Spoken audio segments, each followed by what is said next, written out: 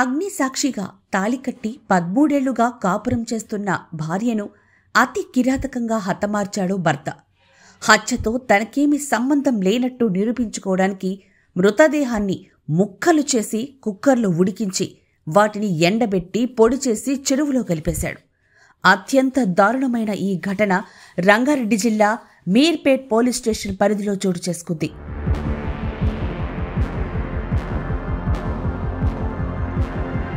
వివరాల్లోకి వెళ్తే ఆంధ్రప్రదేశ్లోని ప్రకాశం జిల్లా రాచర్ల మండలం జేపీ చెరువుకు చెందిన వెంకట మాధవికి అదే గ్రామానికి చెందిన పుట్ట గురుమూర్తితో 13 ఏళ్ల క్రిందట వివాహమైంది. వీరికి కుమార్తె, కుమారుడు ఉన్నారు. ఆర్మీలో పనిచేసి రిటైర్ అయిన గురుమూర్తి ప్రస్తుతం డిఆర్డీఓలో కాంట్రాక్ట్ సెక్యూరిటీ గార్డుగా పనిచేస్తున్నాడు. కుటుంబంతో కలిసి రంగారెడ్డి బాలాపూర్ మండలం జిల్లెలగూడ న్యూ వెంకటేశ్వర నగర్ కాలనీలో అద్దె ఇంట్లో నివాసం ఉంటున్నాడు. సంక్రాంతి సెలవులకు స్వగ్రామానికి వెళ్లిన పిల్లలను తీసుకొచ్చే విషయంలో ఈ నెల 16న దంపతుల మధ్య తగాదా జరిగింది.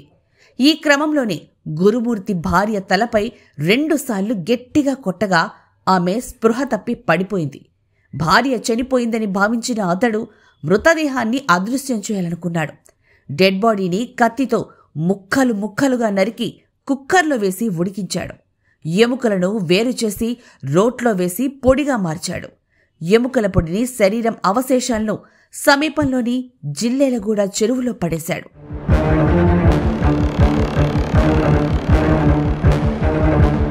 ఈ కేసు నుంచి తప్పించుకోవడానికి పక్కా ప్లాన్ వేసి ఇంట్లో చిన్న గొడవైందని, అప్పట్నుంచి మాధవి కనిపించడం లేదంటూ ఆమె తల్లికి సుబ్బమ్మకు ఫోన్ చేశాడు.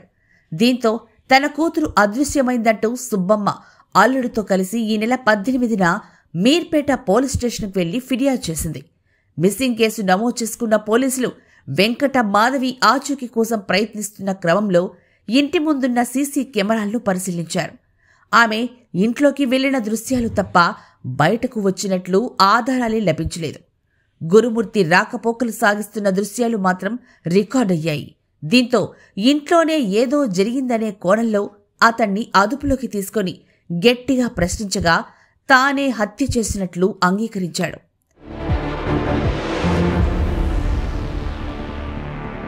ముందుగా పొంతనలేని సమాధానాలు చెప్పిన గురుమూర్తిని పోలీసులు తమదైన శైలిలో విచారించగా అసలు సంగతి తెలిపాడు. మృతదేహాన్ని ముక్కలు చేసి ఉడికించి చెరువులో పడేసినట్లు అంగీకరించాడు. దీంతో పోలీసులు మాధవి మృతదేహం ఆనవాళ్ల కోసం వెతుకుతున్నారు. అయితే కేవలం నిందితుడు చెప్పిన సమాచారంతోనే కాకుండా వివిధ కోణాల్లో పోలీసులు దర్యాప్తు చేస్తున్నారు. ఈ హత్య గురించి మీడియాలో కథనాలు వస్తూ ఉండడంతో కట్టుకున్న భార్యని ఇంత కిరాతకంగా ఎవరైనా చంపుతారా అంటూ ప్రజలు భయాందోళనకు గురవుతున్నారు.